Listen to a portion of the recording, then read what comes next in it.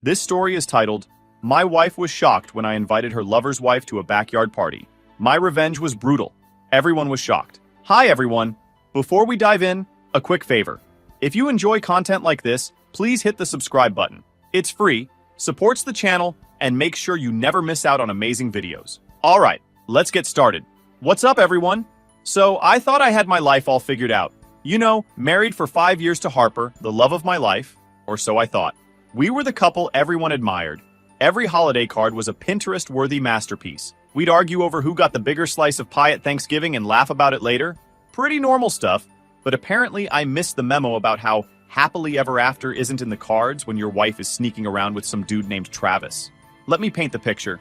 It's a Saturday morning, a perfect fall day, the kind where the leaves crunch just right under your boots, and the air smells like fresh-cut grass. I'd just finished mowing the lawn and came inside, feeling accomplished. Harper's on the couch, laughing at her phone like she just found the funniest meme ever. At first, I didn't think much of it. Harper's always been chatty and glued to her phone, but then I noticed something different. She's not sharing the meme with me. Normally, she'd shove the phone in my face like, "Babe, you gotta see this." Not this time. Instead, I get the silent treatment while she's giggling like a teenager. Whatever, I brush it off. Relationships are all about trust, right? But then, little things start adding up, like how her phone is suddenly glued to her side. She's taking it to the bathroom like it's a lifeline. Then there are these mysterious late nights at work. Lots of them. I didn't even question it at first because, hey, Harper's in marketing, and sometimes campaigns need extra hours. But now I'm wondering, were those big projects actually PowerPoint presentations, or were they just code for that dude? Sure, here's the longer version. And it wasn't just the phone. There was this shift in Harper. At first it was subtle, almost like the kind of change you wouldn't notice unless you were paying close attention. But I was paying attention. She'd laugh at my jokes, but it felt hollow, like she was going through the motions. You know when someone smiles, but it doesn't quite reach their eyes? That was her. The warmth, the spark. It was fading. I chalked it up to stress or work or anything but what it really was. Like an idiot, I told myself I was overthinking it. Maybe she was just tired. Maybe I was imagining things. But those little changes started adding up. Harper, who used to toss her phone on the couch or leave it charging anywhere, now had it glued to her hand. She'd always been pretty open about everything. Texts, emails, even her weird Pinterest boards. But now it was like Fort Knox. The phone was either in her pocket, face down, or locked away. She started being vague about her schedule too. Meetings ran longer, late-night work sessions became more frequent, and her stories didn't always add up. I'd ask her about her day, and the answers were clipped, rushed, like she just wanted me to stop asking. And then came the day. The one where everything changed. It was a Saturday afternoon. Harper had gone upstairs to shower, and her phone was charging on the kitchen counter. I don't know why, but seeing it sitting there felt weird, like it didn't belong. I stood there, staring at it. Should I? Shouldn't I? I mean, snooping isn't exactly the hallmark of a healthy relationship, but when the person you trust starts acting shady, that trust starts to crack. And once it cracks, all you want is to patch it up, or at least figure out where it's leaking. So, yeah, I grabbed the phone. My hands were shaking as I picked it up. I told myself I wasn't doing anything wrong. I just needed peace of mind, right? Just a quick check to prove to myself I was being paranoid. A small peek, no harm done. Big mistake. The first thing I see is a text thread with someone named Travis. Travis? I didn't know a Travis. I clicked on it, and there they were. Messages I never should have seen. They weren't just casual. They were flirty, playful, intimate, inside jokes I didn't get, references to things I knew nothing about. And then I read, "Last night was amazing. Can't wait to see you again." Last night? Amazing? My head was spinning. I scrolled up and it got worse. Photos. Selfies of the two of them in what was very obviously a hotel room. Her head on his shoulder, his arm around her waist. Both of them grinning like they are married. Like I didn't exist. I felt absolutely disgusted. Harper wasn't just working late. She wasn't tired or stressed or distant because of life. She was distant because she was busy. Busy sneaking around behind my back with Travis. I froze. My hands were still gripping the phone, but I couldn't move. My brain just stopped. You know how people say time slows down in moments like this? It's true. Those 10 seconds felt like 10 minutes. My entire world shifted and everything started making sense in the worst possible way. And then I heard the water upstairs shutting off. I slammed the phone back down on the counter, trying to make it look untouched. My heart was pounding so hard I thought she might hear it from the bathroom. I couldn't let her see me like this. I couldn't let her know I knew. So I did the only thing I could think of. I walked back to the living room and sat down in my chair, trying to look as casual as possible, like nothing had happened, like my entire world hadn't just imploded. I grabbed the remote and stared at the TV, not even registering what was on. She walked into the room and gave me a quick smile before heading towards the kitchen. And I just sat there, pretending everything was fine. But inside, I was unraveling. I didn't confront her that day. No way. I wasn't about to storm and demanding answers. That's not my style. Plus, I already knew how that conversation would go. She'd deny it. She'd gaslight me. She'd twist it until I was the one apologizing. I needed more than just a gut feeling. I needed to play this smart. That night, I barely slept. Harper was next to me. I kept replaying the last few months. Every late night, every awkward excuse, every weird moment where she seemed distracted. It all made sense now. I wasn't even angry yet. That part came later. At that moment, I just felt stupid. Like, how did I miss this? How long had she been pulling this off? And who the hell was Travis, really? The next morning, I woke up early, determined to figure this out. While Harper was still asleep, I got out my laptop and went full FBI mode. It didn't take long to find him. A quick scroll through Harper's Instagram and some tagged photos from her work events confirmed it. Travis was one of her co-workers, of course. But Travis wasn't just some random dude. He was married to a woman named Sierra, and they had 2 kids. That little detail added a whole new level of betrayal. It wasn't just my life Harper was blowing up, it was Sierra's too. And those poor kids, they didn't deserve this. I sat there staring at Travis's grinning family photos on Facebook, wondering how many lies he'd told to keep up this double life. Did Sierra have any idea? Was she sitting at home, baking cookies for PTA meetings, while her husband was out here playing house with my wife? I thought about reaching out to Sierra right then and there, but something told me to hold off. If I was going to blow this thing wide open, I needed to do it right. I wasn't about to let Harper or Travis weasel their way out of this.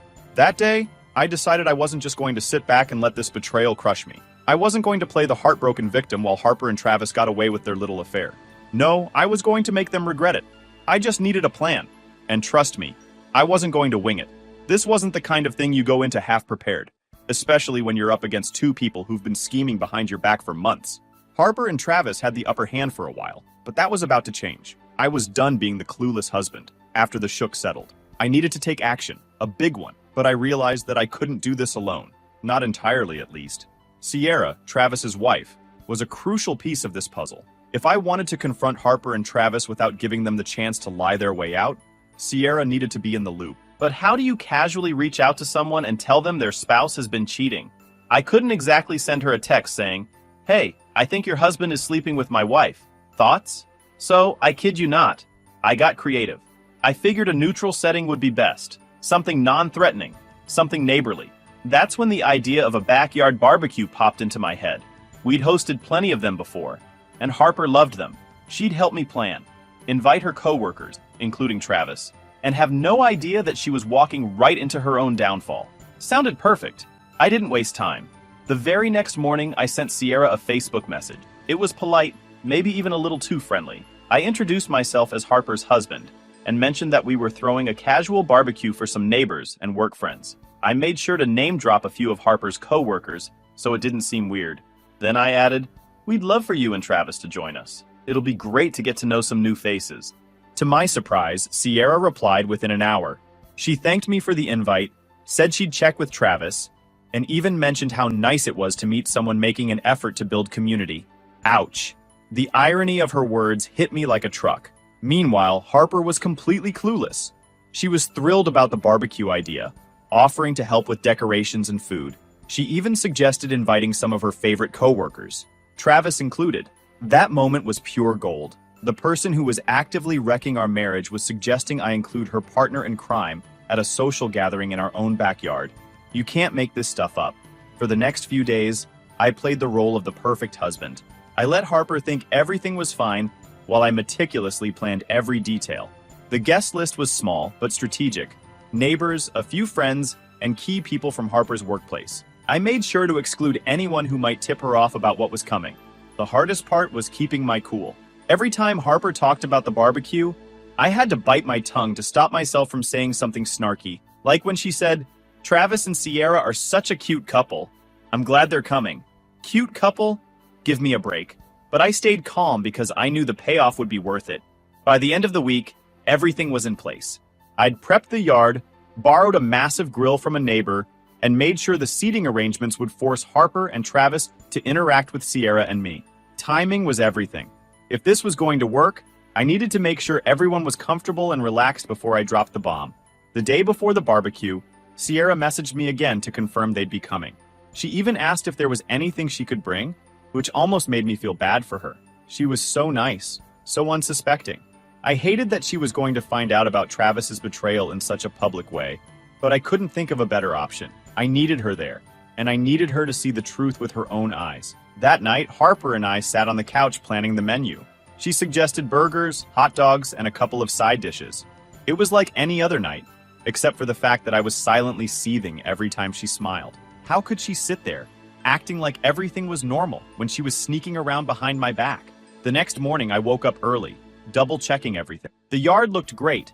String lights overhead, tables set up with simple centerpieces, and a cooler full of drinks. It was the perfect suburban setup. Harper even commented on how nice and cozy everything looked, if only she knew what was coming. As the guests started arriving, I shifted into host mode. I greeted everyone with a smile and made small talk about the weather and football. Harper floated around the yard, laughing and chatting like the life of the party, but I could see the cracks. Every time I mentioned Travis's name, her smile faltered just a little, and then they showed up. Sierra and Travis walked in together, holding hands and looking every bit the happy couple. I caught Harper stealing a glance at Travis as he walked in from across the yard. Her eyes lingered just a moment too long before darting away. I swear she looked like she was trying to telepathically send him a message. Stay cool. Stay cool, my ass. Sierra was warm and friendly, immediately complimenting the setup and mingling with the neighbors. Travis, on the other hand, looked like he'd rather be anywhere else. His eyes darted around nervously, intentionally avoiding Harper altogether. I welcomed them both with a grin, shaking Travis's hand firmly and giving Sierra a warm nod. Harper was mid-conversation with one of our neighbors when she spotted them. Her face froze for the briefest moment before she plastered on her best fake smile and waved. "Travis! Sierra! So glad you could make it," she said, her voice just a little too high-pitched. Watching her squirm was almost satisfying. As the afternoon wore on, I made sure to steer conversations in a way that would put Harper and Travis on edge. I chatted with Sierra, asking her about her kids and how she and Travis managed to balance work and family life. She seemed genuinely happy to talk, completely unaware of the storm brewing around her. Meanwhile, Harper kept glancing at me, probably wondering what I was up to.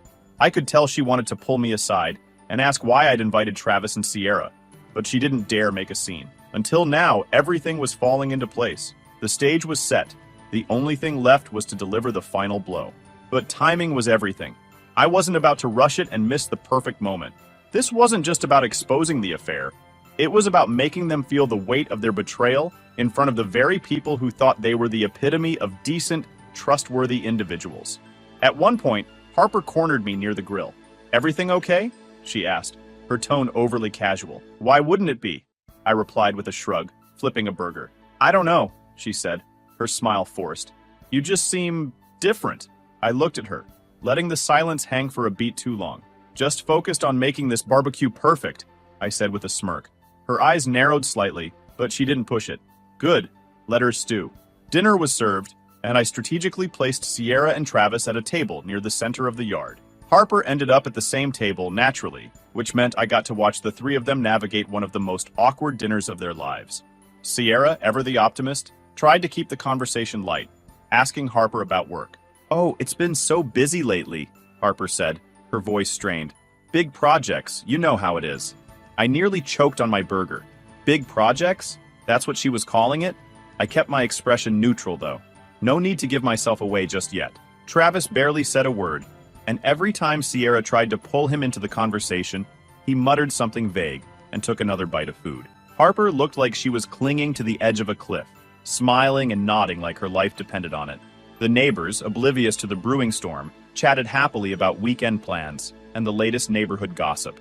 It was almost surreal, sitting there, knowing what I knew, while everyone else carried on like nothing was wrong.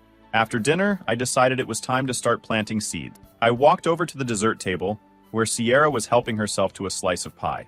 "So, Sierra," I said, keeping my tone friendly, "Travis must be busy at work, huh? Harper's always mentioning how late he's been staying to finish those projects. Sierra looked up, her smile faltering slightly. Yeah, he's been working a lot, she said, glancing over at Travis. Sometimes I barely see him during the week. Must be tough, I said, nodding sympathetically. Harper's been putting in a lot of late nights too. They make quite the team, don't they? She smiled politely, but I could see the faintest flicker of doubt in her eyes. Across the yard, Harper was watching us. Her body was stiff, her hand gripping her drink like it was the only thing keeping her upright. I gave her a small wave, and she quickly looked away. As the evening wore on, the tension became almost unbearable. Harper and Travis were clearly on edge, and even Sierra seemed to pick up on something being off. She kept glancing at Travis, her brows furrowing slightly, like she was piecing together a puzzle that didn't quite make sense yet. Finally, as the sun dipped below the horizon and the string lights began to twinkle, I decided it was time. I stood up, clinking my glass to get everyone's attention. The chatter died down as the guests turned to look at me. Hey everyone, I began, my voice calm and steady. I just wanted to take a moment to thank you all for coming tonight. It's not often we get to bring everyone together like this, and I think it's important to celebrate community and friendship. I paused, letting my gaze sweep over the crowd before landing on Harper. And of course, a big thank you to Harper for helping me put this together. She's been working so hard lately, both at home and at work. It's really inspiring. Harper's face turned a shade paler, and her smile wavered. And speaking of work, I continued, turning to Travis and Sierra. It's been great getting to know more of Harper's co-workers. Travis, I've heard so much about you. Harper's always talking about how dedicated and hardworking you are. Travis shifted uncomfortably in his seat, his eyes darting to Harper, then back to me. But you know, I said, my tone sharpening slightly, it's not just about work, it's about trust. I stressed on the word trust and continued, about being honest with the people who matter most. The silence was deafening. I locked eyes with Harper, my voice cutting through the chatter like a blade. Harper, I said, slow and deliberate, would you like to go ahead and tell everyone here about your secret late-night meetings with Travis? Or should I lay it all out for you? The gasps from the crowd were almost satisfying. Harper's chair scraped against the concrete as she stood up, her face flushed with panic. What are you talking about? She stammered. This isn't the time or place for whatever this is. Sierra turned to Travis, her confusion morphing into alarm. Travis, what's he talking about? Travis opened his mouth, but no words came out. He looked like he wanted to vanish into thin air. I smiled, the calmest I'd felt in weeks. I'm talking about the affair, the texts, the hotel meetups, everything. Sierra's face crumpled as the realization hit her. Travis? She whispered, tears welling in her eyes. The yard erupted into murmurs and gasps. Harper and Travis looked like deer caught in headlights, and Sierra's devastation was written all over her face. I stepped back, letting the chaos unfold. My job was done, or so I thought. But as the yard descended into chaos, it became clear that the fallout was far from over. Harper stood frozen, her mouth opening and closing like a fish gasping for air. Travis looked like someone had just told him his car was on fire, and Sierra, poor Sierra, was staring at her husband with a mix of heartbreak and fury that could melt steel. The murmurs among the guests grew louder. Neighbors exchanged wide-eyed glances, some whispering, others openly gawking. Nobody was leaving, though. Oh no, they weren't going to miss the live drama. Harper finally found her voice. James, can we please talk about this privately? She begged, her tone wavering between desperation and anger. This isn't the right place. I let out a bitter laugh. Not the right place? That's rich coming from you. Was the hotel room the right place, Harper? Or was that just convenient? More gasps from the crowd. One of the neighbors muttered, "Oh, damn," under his breath. Harper's face turned red, either from embarrassment or fury. I couldn't tell, and honestly, I didn't care. Sierra, meanwhile, rounded on Travis. Is it true? She demanded. You're sleeping with her? After everything. After all we've been through? Travis looked like he wanted the ground to swallow him whole. Sierra, It's not what you think, he stammered, his hands raised defensively. Oh, don't you dare! Sierra yelled, cutting him off. Don't you dare try to gaslight me right now. I'm not stupid, Travis. He has proof. Do you hear me? Proof, I nodded, pulling my phone from my pocket. Would anyone like to see the texts? Or the pictures? I offered, holding it up. Because trust me, I've got plenty. That shut everyone up. Harper's eyes darted to my phone, then to the crowd. James, please, she said, her voice trembling. Don't do this. We can fix this. I can fix this. I scoffed, my voice cold and sharp. You didn't just break our marriage. You destroyed it.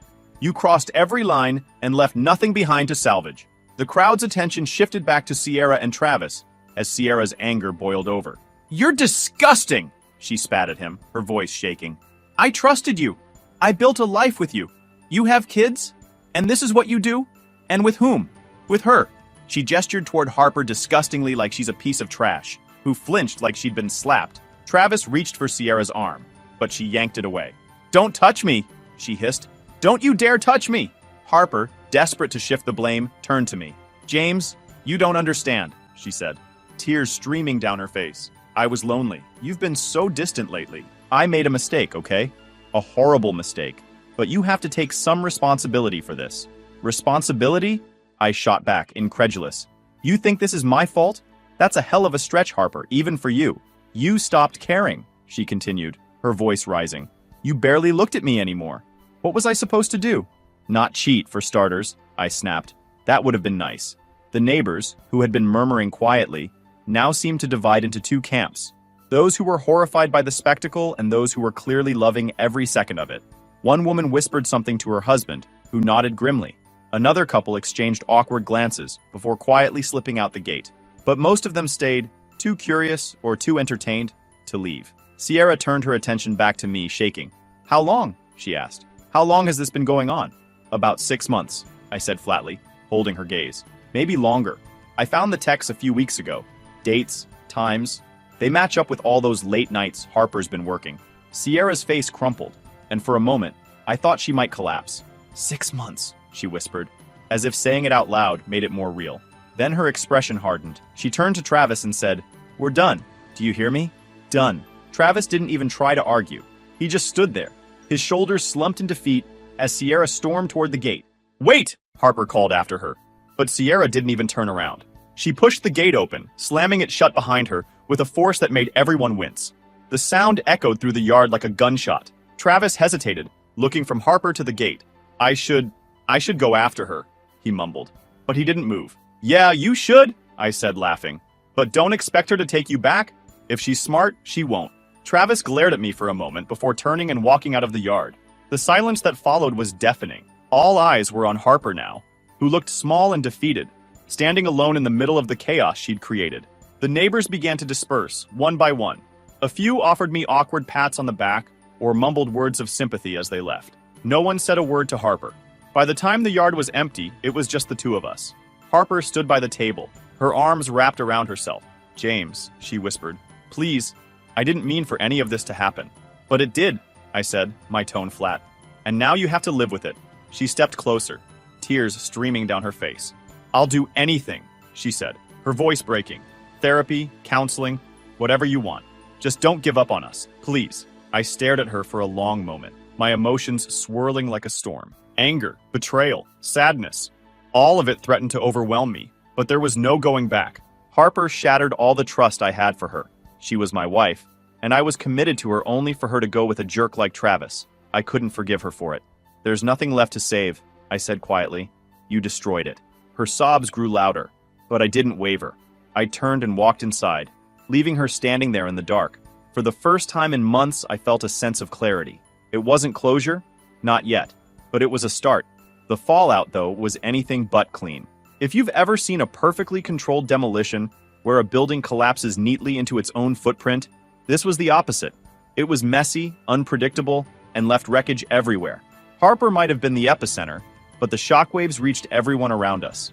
That night, after I left her in the backyard, Harper stayed out there for hours. I could hear her pacing back and forth on the deck, her muffled sobs cutting through the otherwise quiet night. I didn't care. I locked myself in the guest room, trying to piece together how we'd gotten here. It wasn't like I was blindsided anymore, but seeing it all play out so publicly made it hit differently. The next morning, Harper was gone by the time I woke up. She left a note on the kitchen counter that said, "We need to talk. Call me when you're ready." I crumpled it up and tossed it in the trash. But the day didn't end there. Word spread fast, faster than I expected. Of course, when you publicly expose an affair at a barbecue, it doesn't stay a secret for long. By lunchtime, half the neighborhood knew, and by the evening, the other half did too. I started getting texts and calls from friends, family, and even some of Harper's co-workers who had been at the barbecue. Most of them had the same tone: shock, disbelief, and a sprinkling of awkward condolences. "Hey man, just heard what happened. That's rough. You okay?" I never would have thought Harper would do something like that. You need anything? You're handling this better than I would. Stay strong. The most satisfying part is a message from one of Harper's co-workers who hadn't been at the barbecue. Travis is screwed. HR got wind of what happened. Pretty sure he's about to get canned. Good. As for Harper, she didn't come back that day. Or the next. She must have gone to a friend's place or a hotel. Because I didn't hear a peep from her, except for one text asking if she could come by to grab some things. I ignored it. Instead, I focused on cleaning up the mess. Literally and figuratively. The yard still had remnants of the barbecue. I cleaned it all up, one piece at a time, like I was scrubbing Harper's betrayal out of my life. By the end of the week, the lawyers were involved. Harper and I didn't even argue about the divorce. It was like she knew she had no ground to stand on. She'd stop by when I wasn't home to pack up her things, leaving little notes behind asking if we could talk things through. I never responded. Then there was Sierra. She was the wild card in all this. I didn't expect to hear from her again, but a week after the barbecue, she called me. I just needed to hear from someone who understands, she said, her voice strong. I'm so angry, but I also feel like I can't stop crying. It's like my life isn't my own anymore. I get it, I told her. And I did. We talked for over an hour, swapping stories and piecing together timelines. It was surreal, bonding with the person whose life had been destroyed alongside mine. But it helped. Sierra wasn't wasting any time, though. She'd already filed for divorce and had moved back to her parents' house with the kids. I'm not sticking around to see if Travis can redeem himself, she said. He made his bed, and now he can rot in it. Hearing her resolve made me feel lighter in a way. If she could move forward, so could I. But it didn't stop with Harper and Travis. Our mutual friends started taking sides, which was somehow both expected and incredibly frustrating. Some people reached out to me, apologizing for Harper's behavior and offering their support. Others, though, clearly felt torn. She made a mistake, one mutual friend told me, as if 6 months of sneaking around was a mistake and not a calculated series of choices. Don't you think you should at least hear her out? No, I said flatly. I don't. That seemed to be the end of that friendship. Harper's reputation took a nosedive, too. She tried to spin the story in her favor, claiming I was distant and emotionally unavailable, but it didn't stick. People knew me well enough to see through the lies. Besides, the evidence was too damning to ignore. Texts, photos, hotel receipts. She didn't stand a chance. One of the neighbors even confronted me at the mailbox a couple of weeks later. James, I had no idea she was like that, he said, shaking his head. My wife's been telling me to stop hanging out with Travis at the gym. She says his kind of energy is contagious. I almost laughed. Smart woman, I replied. But consequences wasn't just social. It honestly touched my professional life too. At first, the stress threatened to creep in. But instead of letting it pull me under, I used it as fuel. My focus sharpened like never before. I poured my energy into my work, not to prove anything to Harper, but to prove to myself that I wasn't going to let her mess derail me. When my boss pulled me aside, it wasn't to call out slipping performance. It was to commend me for stepping up. I'd been gunning for a new opportunity anyway, so I started quietly putting out feelers, not because I had to, but because I wanted to. By the time interviews rolled in, I was already moving on to bigger and better things. While Harper was busy trying to spin her version of events, I was leveling up. A fresh start wasn't just an idea anymore, it was already in motion. Life slowly started to stabilize after that. The house felt emptier without Harper's stuff, but it also felt better, cleaner, like I could finally breathe without her lies suffocating me.